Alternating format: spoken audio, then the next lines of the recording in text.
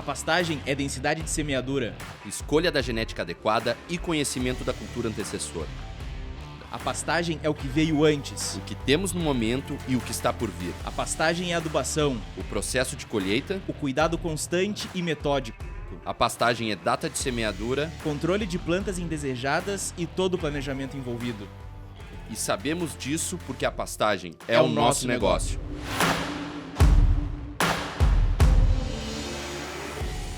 Buenas, pessoal. Tá no ar o primeiro episódio da primeira temporada do ciclo de podcasts Falando em Pastagens. Esse programa é um oferecimento de PGG Wrightson Seeds, uma empresa do grupo DLF.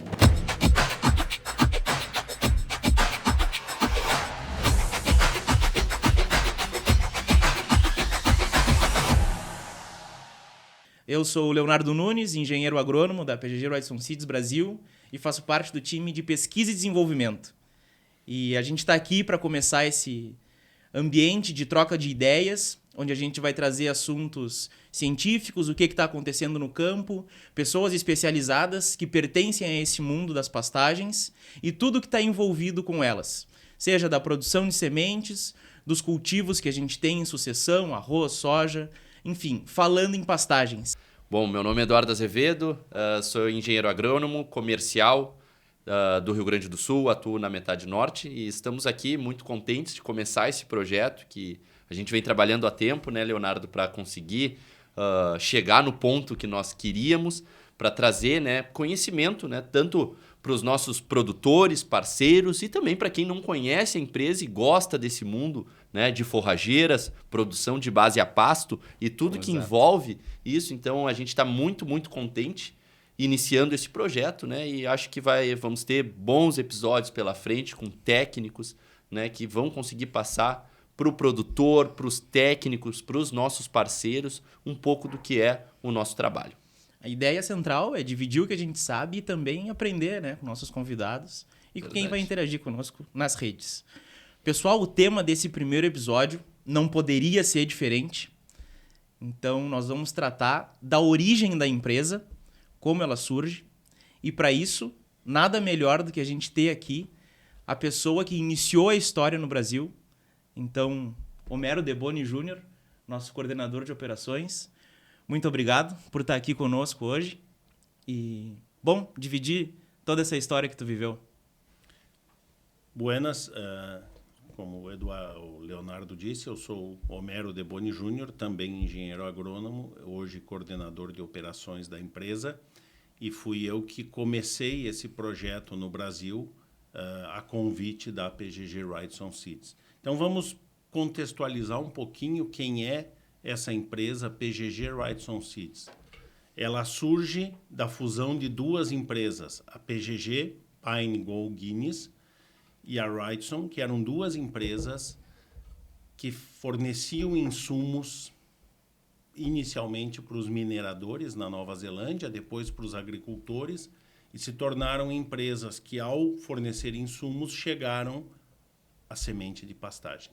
Essas duas empresas seguiram caminhos paralelos até 2005, quando as duas se fundem em uma só empresa chamada PGG Wrightson Seeds, com a ideia de, como uma empresa muito mais forte, poder acessar o mundo para vender sementes de pastagens.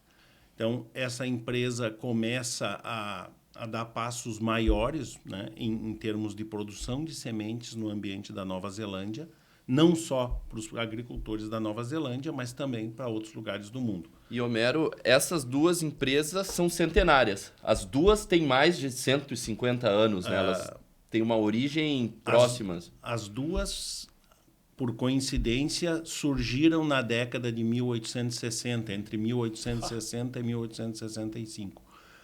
Como eu disse, basicamente, nessa época não existia um esquema de pecuária forte na Nova Zelândia, mas sim havia uma mineração muito forte e se precisavam de insumos e eles começaram com essa venda de insumos. Obviamente, passou um tempo e elas começaram a se envolver com a questão de pastagens, que começou a ser um negócio na Nova Zelândia, né? Se tu olhares, as duas têm mais de 70 anos em melhoramento genético de pastagens, né? Então, um programa muito forte, né? Que é isso que a gente sempre bate. Em síntese, não começamos ontem.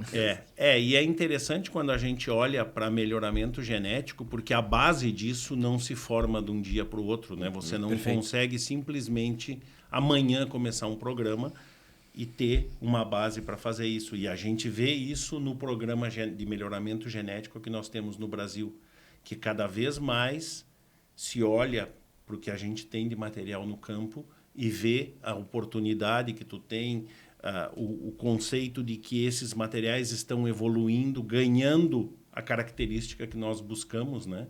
Então, sem dúvida, esse tempo faz parte desse negócio que transformou a empresa numa líder de mercado, né, em genética de pastagens. Não, perfeito. Mas a história na América do Sul começa com a Wrightson. Na verdade, é uma história bem interessante, porque na década de 90, alguns produtores, junto com técnicos de produção de sementes, se juntaram e criaram uma empresa chamada Produtores Associados de Semija, PAS.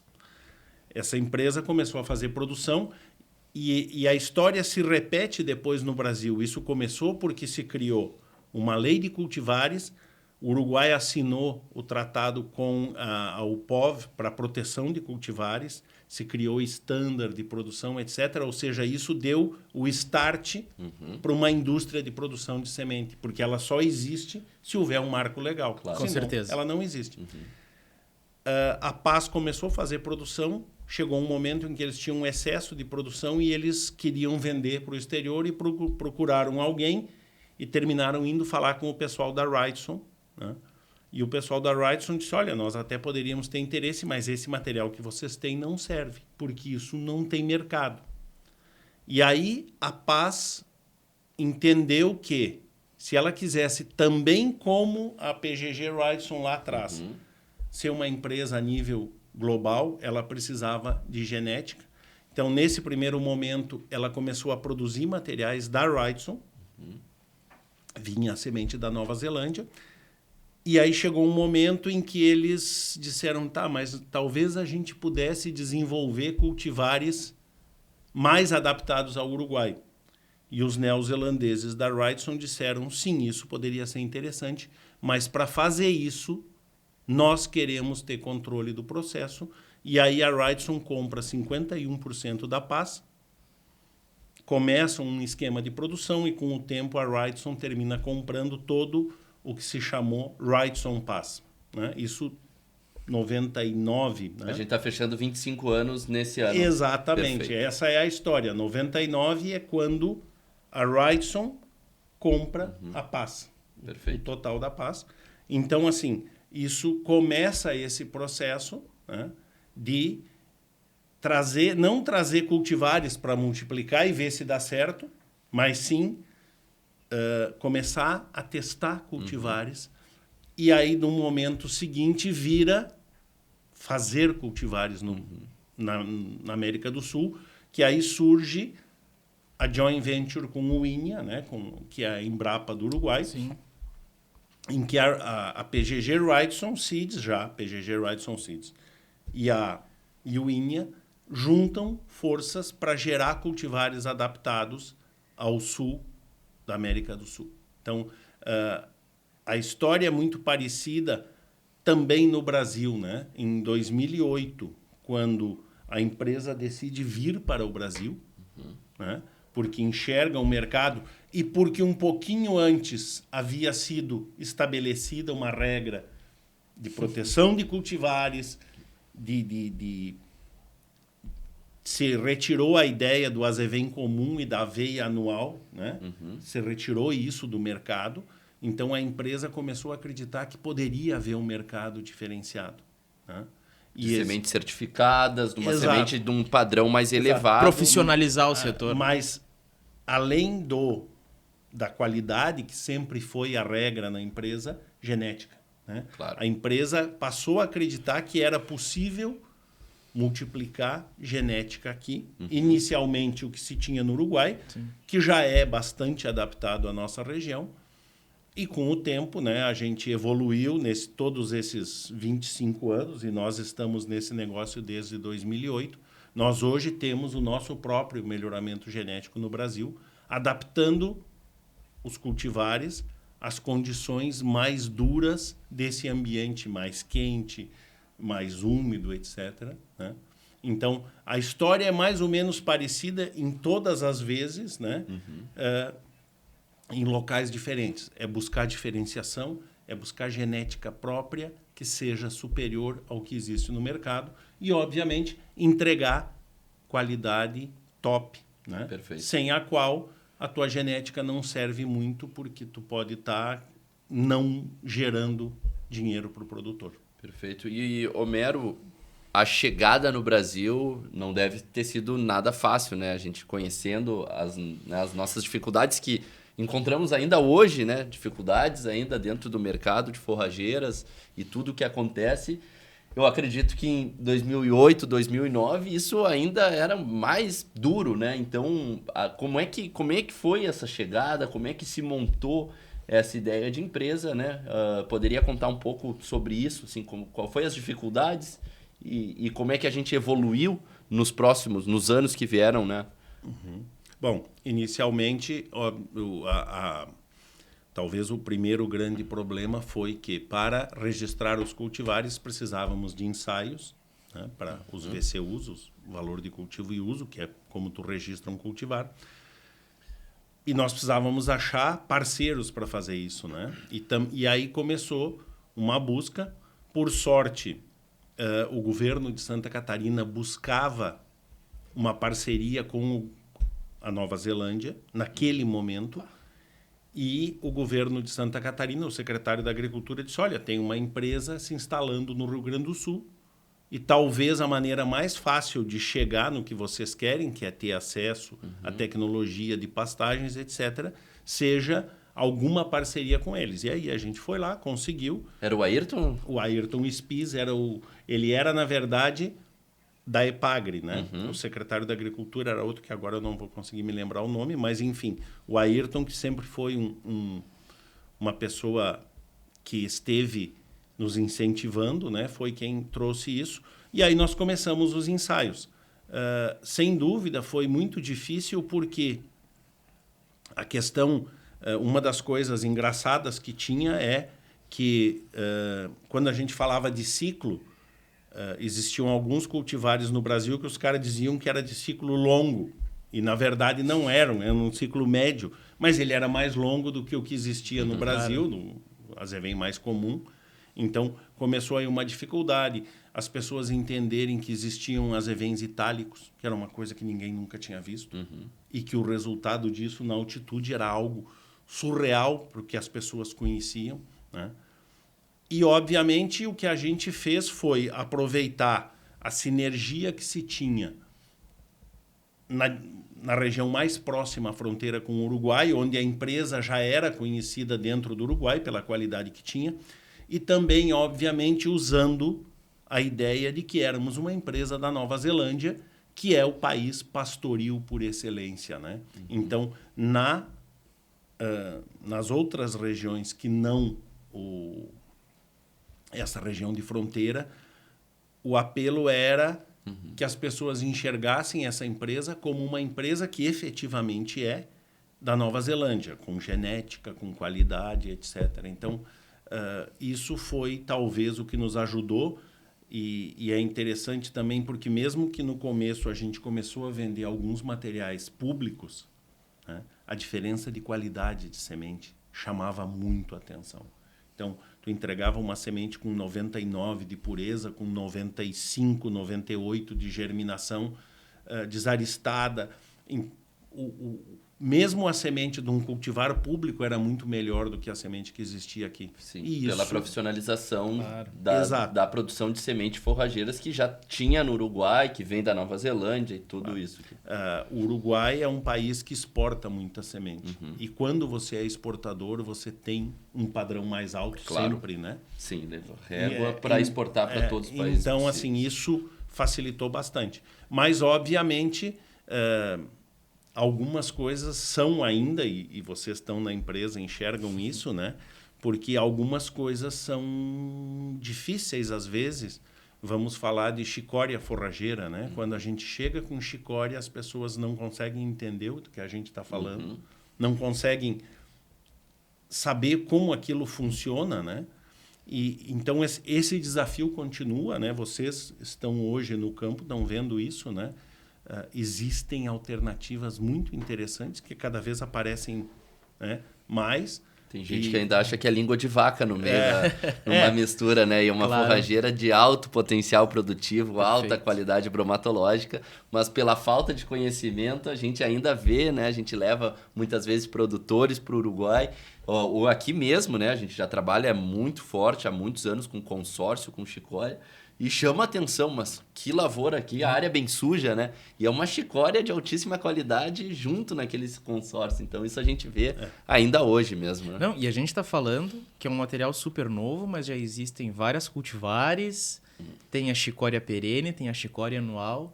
Então é algo que está indo muito para frente, está evoluindo. E, bom, vai chegar o momento dela sem dúvida nenhuma. É interessante porque quando eu estava ainda na faculdade, lá na década de 80, nós tínhamos uma tecnologia de pastagens muito boa no Rio Grande do Sul. Nós tínhamos cultivares importados, nós tínhamos semente de qualidade, tinham algumas empresas que importavam isso. E eu diria que nós estávamos muito próximos do Uruguai em termos de tecnologia.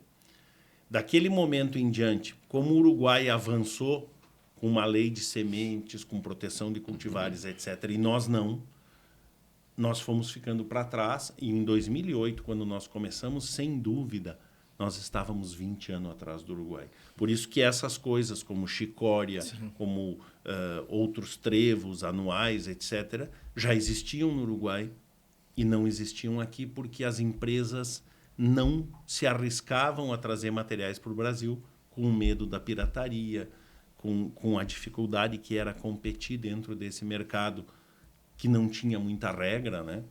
Então, sem dúvida, foi um desafio muito interessante quando a gente começou. Chicória e KLM 138 talvez tenham sido as duas coisas mais estranhas que haviam no mercado. Disruptivas. Né? Eu nunca me esqueço de uma pessoa olhando um ensaio de KLM 138 em dezembro e dizendo, mas isso não é azevém anual, porque não pode um azevém anual estar vegetativo em dezembro. Né? Eu digo, bom, isso é azevém anual itálico, né? Que é uma coisa que existe lá fora e que aqui não existia. Né? A chicória é muito parecido. E com o KLM tivemos uma grande sorte, né? Porque o KLM é um azevém itálico desenvolvido na Nova Zelândia. Então, a gente normalmente traz as cultivares e testa, e muitas delas, pelo ambiente, tipo de solo, tipo de doenças, não se adaptam tão bem. E é uma dificuldade, por isso que hoje nós temos um programa de melhoramento para o Brasil, né? Fazendo aqui no Brasil. Só que o KLM ele tem uma história que ele chegou aqui e parece que ele foi feito para os campos de altitude, né? Então, região dos Campos de Cima da Serra, ele se adaptou, então ele vira com mais de um ano produzindo, inclusive a gente tem áreas que o KLM está produzindo por 3 até 4 anos. Isso é sem a planta morrer, né? Não é via semente, nasce, não. A planta viva por mais de 3 anos. Isso para nós é excelente, a gente tem um material que se adaptou tão bem ao nosso clima, né? Não, um case de sucesso excelente, né? Bom, então a gente percebe que a história da empresa é super antiga, temos mais de 150 anos no mercado e fomos chegando na América do Sul, não, né? Iniciamos desde o princípio por estímulo de desafios e no Brasil não foi diferente. Bom, a gente continua essa história aprofundando mais em como foi nossa história no Brasil, nossos cases de sucesso, como que a empresa está se desenvolvendo e para onde nós vamos. Continuamos isso no próximo bloco.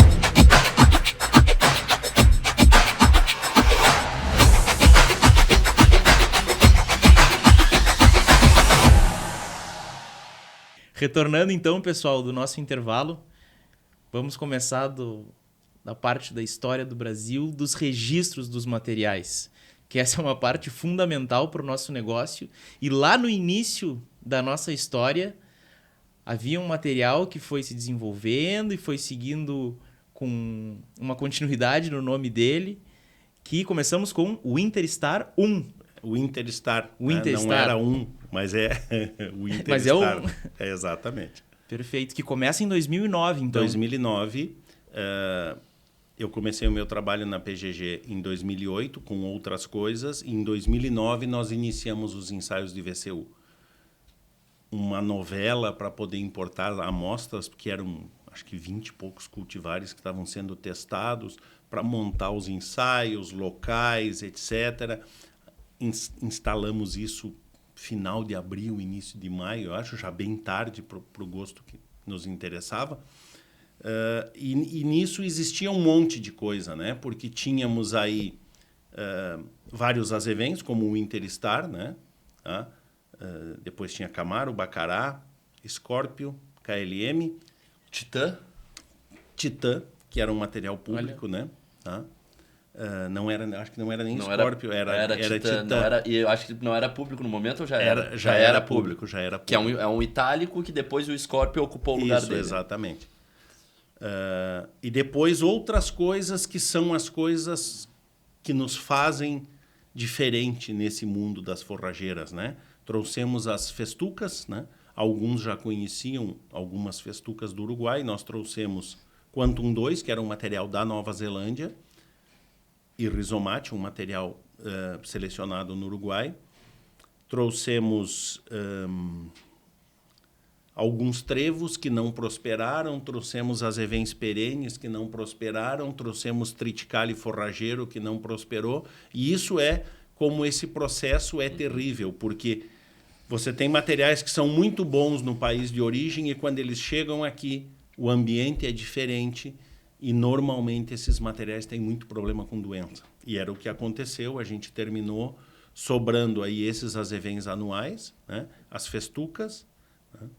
Os trevos que nós testamos não andaram, conseguimos registrar um cornichão tênues, né? Que é o Larrañaga, e não, muitas coisas não avançaram.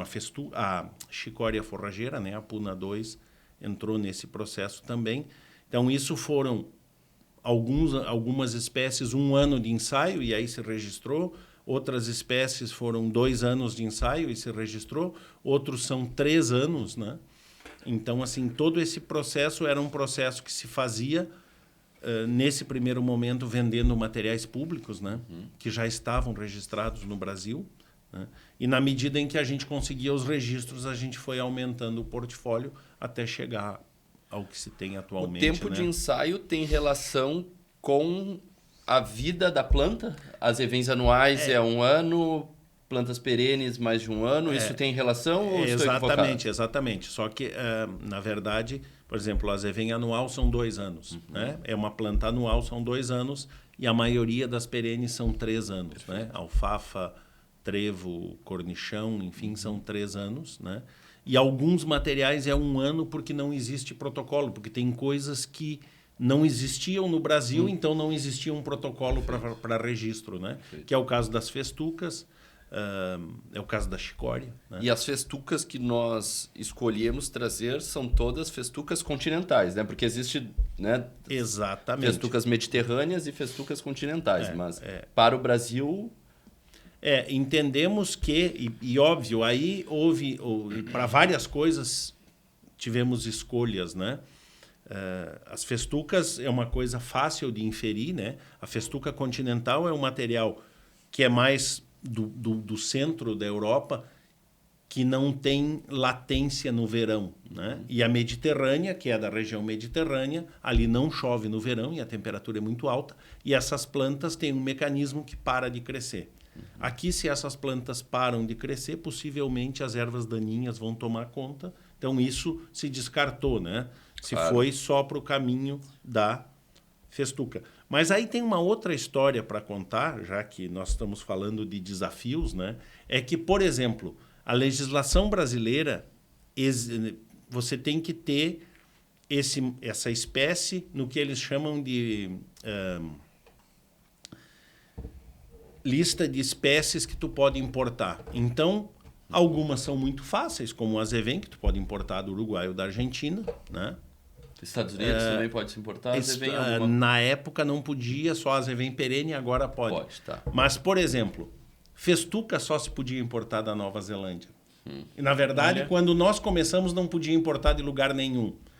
Nós conseguimos abrir para importação da Nova Zelândia, baseada na legislação que existia. E aí importamos inicialmente as amostras para fazer os ensaios de VCU da Nova Zelândia. E nesse meio tempo continuamos tentando e conseguimos abrir o mercado para importação de festuca do Uruguai, né? Mas tivemos que fazer esse processo via Nova Zelândia. E aí o que nós fizemos foi, por exemplo, no caso da Rizomate, levar sementes de Rizomate do Uruguai para a Nova Zelândia, plantar, colher semente e trazer a semente para o Brasil. Né? É um desafio, hein? Nada fácil. Nada fácil, né? E ainda hoje, obviamente, existem. Chicória pode vir da Austrália ou da Itália, né? E aí tem todo o regramento de como fazer. Dátilo também tem. Dátilo só pode importar da Nova Zelândia. Não podia também, né? O dátilo foi uma das espécies, por último, que entrou, eu acho, claro, dentro da empresa. Exatamente. 2018, por aí. Porque, na verdade, nós queríamos fazer, né? Sim, faz sentido no sistema produtivo do sul do Brasil, né? A gente entendia que isso tinha um espaço interessante. E aí conseguimos abrir a importação da Nova Zelândia, e essa só conseguimos até agora da Nova Zelândia. Então, naquele momento, não existia Aurus, que é o cultivar que nós vendemos aqui hoje na Nova Zelândia, e foi feito o mesmo processo. Leva a Aurus para a Nova Zelândia começa a multiplicar, nos manda a amostra, registramos. E aí contratamos campos de produção na Nova Zelândia para trazer para o Brasil, né? Então, isso também é uma complicação importante e que gera toda uma dificuldade, porque além de ter coisas que eu não posso importar de lugar nenhum, ou só posso importar de um lugar, como o caso do dátilo, existe todo um regramento do que precisa para importar, os requisitos, né? E às vezes isso é difícil de cumprir, enfim, o país de origem pode ter dificuldade em cumprir. Então, todo esse processo é um processo muito difícil. E, obviamente, que alguns materiais, quando a gente fala em dátilo, quando a gente fala em, hoje, talvez, o laranhaga, né? Materiais que o volume que a gente vende ainda é baixo. Se você não tiver uma estrutura maior da empresa que movimente outras coisas, se torna muito difícil, com o custo muito alto. Né? E, Homero, eu tenho uma pergunta. E por que não multiplicar no Brasil? Isso é clima ou isso... Essa pergunta eu sei parte da resposta, mas eu acho que é importante também, né? A gente fala muito em importação, em trazer materiais, e a gente sabe todas as dificuldades que nós temos, né? Devido ao câmbio, devido a questões das mais diversas para trazer a semente, chegar a tempo e forma para o produtor semear. Não é fácil isso, a gente é quase né? A gente monta um aparato para conseguir, e mesmo assim nós de vez em quando temos um pouco de dificuldade nisso. Por que não se evolui? E hoje acredito que 80% da nossa venda é importada ainda, a gente multiplica aveia e alguma coisa de azevém, né? A dificuldade de produção, ela vai variar dependendo das cultivares, né? Das espécies. Né? Quando a gente pensa em aveias, por exemplo, a gente conseguiu desenvolver um sistema de produção de semente que já estava aqui, né? As pessoas já produziam aveia e a gente consegue usar os nossos cultivares e produzir uma quantidade boa de quilos por hectare com essa tecnologia. Mas em azevém há uma dificuldade muito grande, que é o fato de que azevém colhido direto, né? Ou seja, uma colheitadeira que entra e colhe azevém em pé, o azevém tem baixa qualidade, porque tu perde a semente de cima da panícula. Então, isso é uma dificuldade que talvez a tecnologia possa resolver. Vamos importar equipamento, vamos ter a coisa. A segunda coisa que é difícil para esses azevens é ciclo. A maioria desses azevens tem um ciclo um pouco mais longo, colheita em dezembro. E se tu for procurar um agricultor que planta soja, ele não vai querer plantar azevém porque vai atrasar a soja. Sim, não cabe dentro do sistema. E a outra coisa que nós temos é um ambiente, quando a gente pensa na Nova Zelândia, no Oregon, nos Estados Unidos, e mesmo no Uruguai, né? O ambiente do meio para cima do Rio Grande do Sul, Santa Catarina e Paraná é um ambiente de muita chuva na primavera. E isso faz com que a colheita seja muito difícil. Isso para azevens, né? Mesmo aveias. Quando a gente vai para as espécies perenes, às vezes tu tem uma dificuldade de que essas espécies não florescem aqui por falta de fotoperíodo, né? Ou de frio, enfim, né? Então, existem N coisas que atrapalham, né? Porque o mundo ideal seria que a gente pudesse produzir tudo aqui, é como tu disseste. Sim. Tu tem o risco de câmbio, né? Que é um problema. Tu tem a fronteira, que é uma dificuldade muito grande, porque, apesar de ser Mercosul, há todo um processo de importação que demanda tempo e, portanto, demanda custo, né? E se fosse possível, obviamente, nós estamos trabalhando para isso, mas a produção no Brasil só existe se ela for igual à produção do Uruguai, pelo menos. Então, nós não vamos produzir um cultivar de azevém aqui e a qualidade dele vai ser pior do que o azevém do Uruguai, porque isso não cabe dentro da ideia da empresa. A ideia da empresa é ter qualidade de semente. Perfeito. Eu acho que, Leonardo, a evolução dessa conversa, né, eu acho que é o que a gente, né, então, buscando materiais de fora, avaliando aqui, né, nas mais diversas regiões do sul do Brasil, Paraná, Santa Catarina e Rio Grande do Sul, porque é diverso também, né? A gente não pode trazer um material, testar nos campos de altitude e achar que vai funcionar no sudoeste do Paraná, ou não é? Então, isso é necessário. E a gente hoje tem um programa de melhoramento genético, né? Para desenvolver materiais para as nossas condições, mais específicos ainda, né? Então, isso que é interessante. Com certeza, isso aí se percebeu ao longo dos anos, que por mais que a gente tivesse essa parceria com o INEA e fosse feito um trabalho aqui próximo, que o ambiente no Brasil foi se mostrando um pouco diferente. Foi mudando ao longo dos anos, as pessoas percebendo. E a gente, como empresa, tomou a iniciativa de iniciar um programa de melhoramento feito no Brasil para abastecer o Brasil. E já temos um material comercial que já está há 2 safras no mercado, que é o PGW Feroz, um azevém diploide de ciclo curto. E temos agora, para essa safra, mais um material, um azevém tetraploide, que é o Estelar. Então, a gente está produzindo, está muito interessante esse trabalho, que inclusive os nossos colegas de outros países perceberam essa potência que é o programa de seleção aqui e, na verdade, o quão desafiador é o ambiente brasileiro, que estão interessados em levar esses materiais para enriquecer germoplasma em outros lugares. Então a gente percebe a potência e como o negócio vem evoluindo, né? Apesar de ser recente, começamos em 2008, 2009 e tá bem, temos 25 anos no Uruguai, um pouco mais recente no Brasil, mas o negócio vem cada tombo um maior que o outro, tombo no sentido de ser abrupta a evolução, né? E em 2019 tivemos um evento que nos marcou bastante, que foi a aquisição feita da DLF em relação à PGG Radisson Seeds. Então, nós tínhamos uma empresa que era a número 1 global, porém ela atuava no hemisfério norte, essa DLF, que é uma cooperativa que começou... Eu vou ter que consultar a minha cola, porque é muito número. A história da DLF começa em 1906, na Dinamarca. Então, são empresas muito antigas, que nem no início a gente comentou. E o que é o movimento deles? Eles percebem uma carência no mercado europeu por semente de qualidade. Então, eles compreendem que o produtor, para produzir carne e leite, precisava de uma semente boa. E aí um grupo de pessoas se organiza e começa a produzir isso para abastecer o mercado, que, na verdade, tendo muito claro que o objetivo é produzir carne e leite. Então, essa é a história de como começa a DLF. Daí existem alguns marcos. Quando a empresa fez 50 anos, em 1956, resolveram aumentar a produção. Então, aumentaram em 12 vezes o que era feito.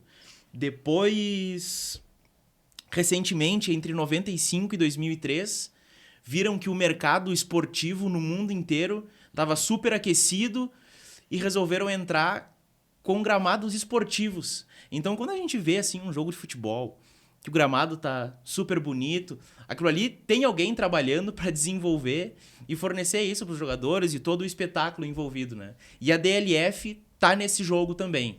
Eles estão nesse mercado. E em 2019 acontece a aquisição. A DLF compra a PGG Wrightson Seeds e aí a número 1 compra a número 2, que a número 2 atuava no hemisfério sul do mundo. Então agora a número 1 está atuando em todo o mundo e extremamente forte. E o Homero e o Eduardo viveram essa aquisição porque já estavam na empresa. A princípio, Homero, me corrige se eu estiver errado, mas o que eu me lembro do momento é a DLF ela chegou no hemisfério sul e ela viu que, opa, tem uma grande aqui e não deixava ela se expandir da maneira que ela imaginava que ela ia se expandir. Porque a DLF ela chegou comprando empresas menores, né, na Argentina, eu acredito, e no Uruguai, né? Então tem a Esteiro e foi, né? Agape e foi comprando, só que ela tinha um embate com uma gigante também do negócio.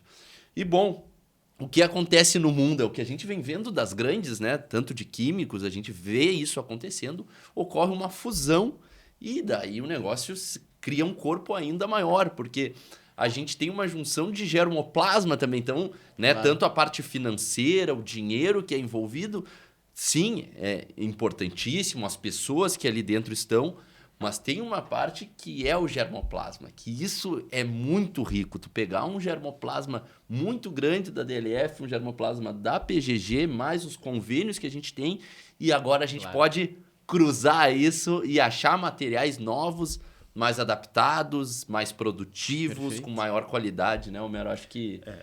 É interessante porque a fusão, não é a fusão, obviamente uma aquisição, né? A DLF, que tinha uma visão muito de turf, né? De gramados de futebol, sempre foi o número 1 da DLF, né? E, obviamente, também uma visão de produção de materiais para silagem, etc., porque o ambiente do hemisfério norte é um ambiente muito mais duro, né? Com neve no inverno, sim, ou seja, tu não tem um ambiente de pastejo, né? E o hemisfério sul é um ambiente em que todos os países, com exceção de áreas muito ao sul da Argentina e do Chile, talvez, não tem o ambiente da neve, né?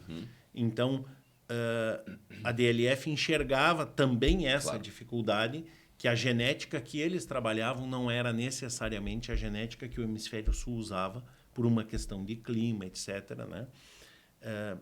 E surge essa aquisição, a DLF vinha adquirindo outras empresas e faz essa aquisição enorme, né? Foi realmente um passo muito grande. Ela passa a ser uma empresa que fatura $1 bilhão e 200 milhões de dólares por ano. E é como tu dizia, Eduardo, uma das coisas que aconteceu é que a gente passou a ter um orçamento de pesquisa e inovação de $40 milhões de dólares, né? Coordenado, né? Porque daí tu não está fazendo a mesma coisa em lugares diferentes. Tu até tem melhoramento local, como nós fazemos no Brasil, para ter coisas adaptadas, mas tu não duplica o esforço de algumas coisas. Então, há uma sinergia enorme nesse processo, né? E que nos permite avançar, né? Nós enxergamos hoje a DLF fazendo seleção genotípica, né?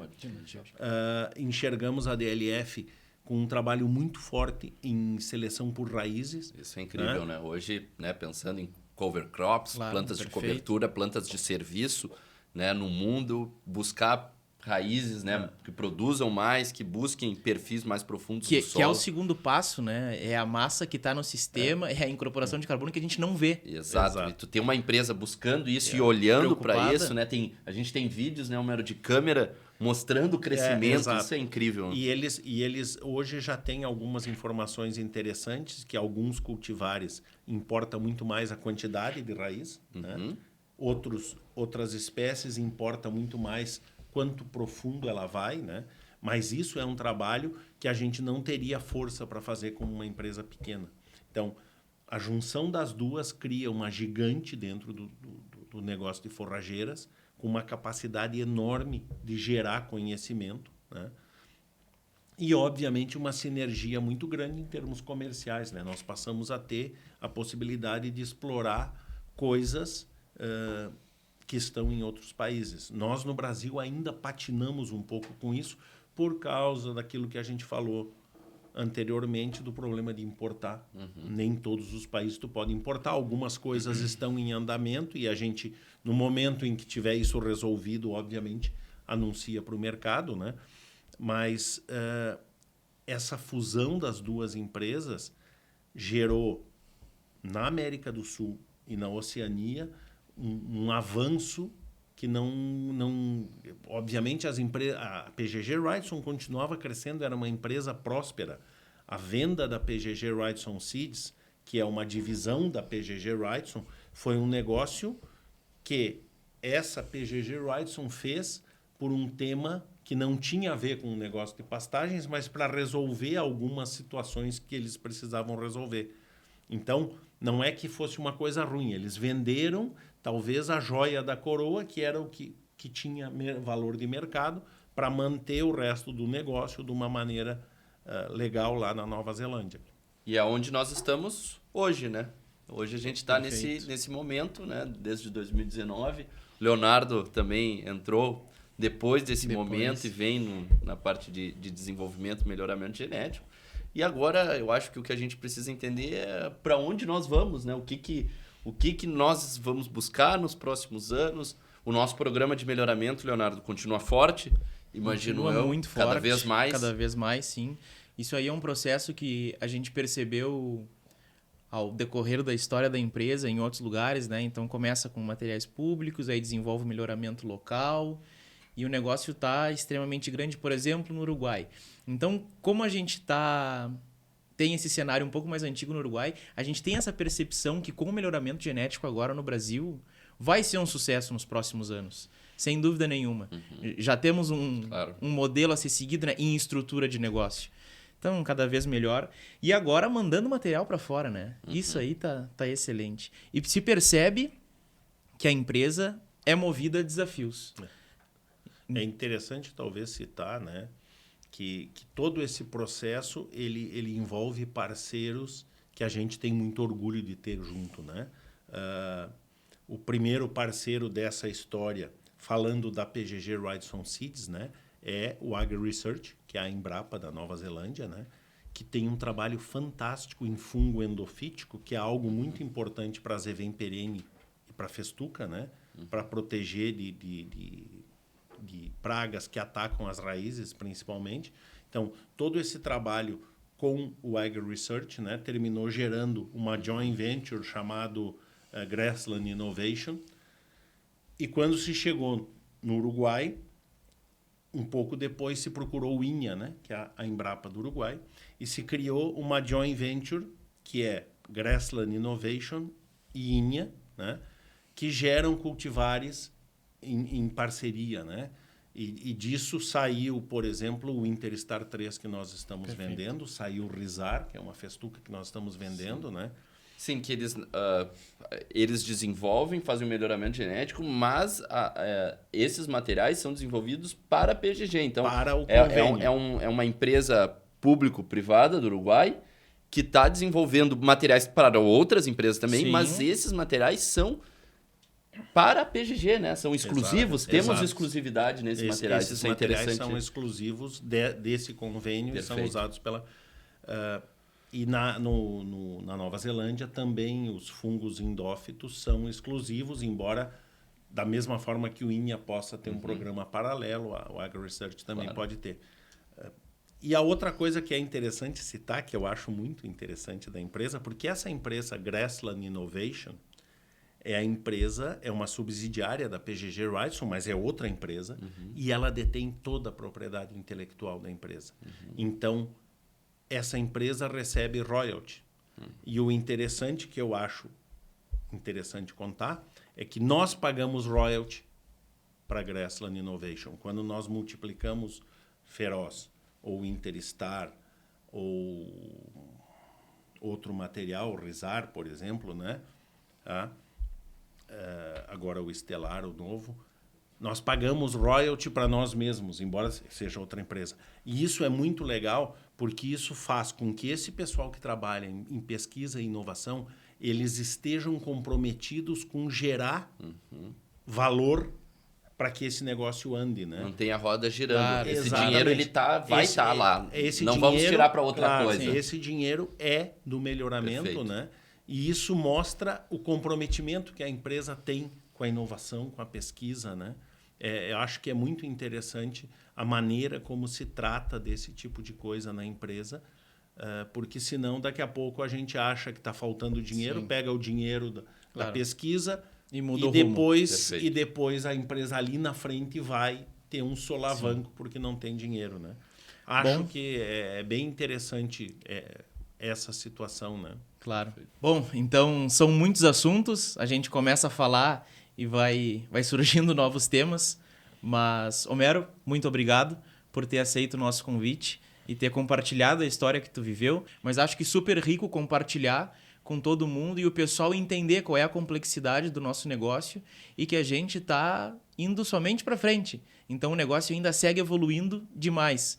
Já estamos muito forte em genética e o próximo passo é a produção de sementes, né? E essa conversa, provavelmente, um de nós já teve ou subindo para Castro sim. ou indo a Montevidéu, porque são horas Claro. e horas de estrada, então a gente vai e volta e conversa, entende um pouco mais como é que funciona, né? Então, a gente tem bastante tempo de carro, então a conversa anda, né? E, obviamente, como qualquer coisa, qualquer carreira que a gente segue, né, profissionalmente, tem muita história Claro.